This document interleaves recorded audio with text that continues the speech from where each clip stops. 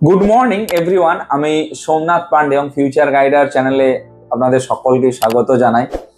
যারা জেই মেন দিয়েছেন যারা, তাদের স্কোর যদি 85 পার্সেন্টাইল অথবা 90 পার্সেন্টাইলের ওপরে থাকে, তারা যদি চায় কিটে অ্যাডমিশন নিতে, সেই ক্ষেত্রে একটা গ্রেট অপরচুনিটি তাদের কাছে রয়েছে।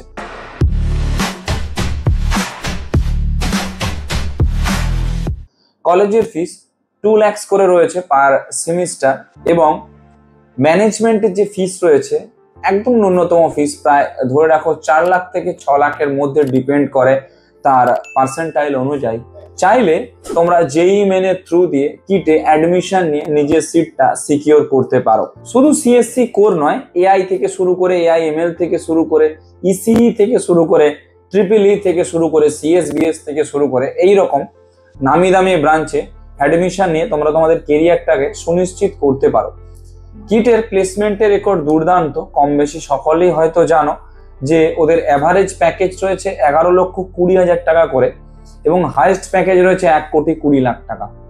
তো সেই ক্ষেত্রে হাইয়েস্ট প্যাকেজের জায়গায় নিজেকে কম্পিটিটর না বসিয়ে, আমরা এভারেজ প্যাকেজের জায়গায় নিজেদেরকে কম্পিটিটরটাকে বসিয়ে, মানে কম্পিটিটর হিসেবে বসিয়ে অনায়াসে 11.20 আমরা প্যাকেজটা গ্র্যাব করতে পারি। অর্থাৎ কিটে যদি আমি নিয়ার অ্যাবাউট 20 থেকে 22 লক্ষ টাকা দিয়ে পড়ি, সেখানে আমার রিটার্ন অফ ইনভেস্টমেন্ট কিন্তু 50% রয়েছে পার ইয়ার।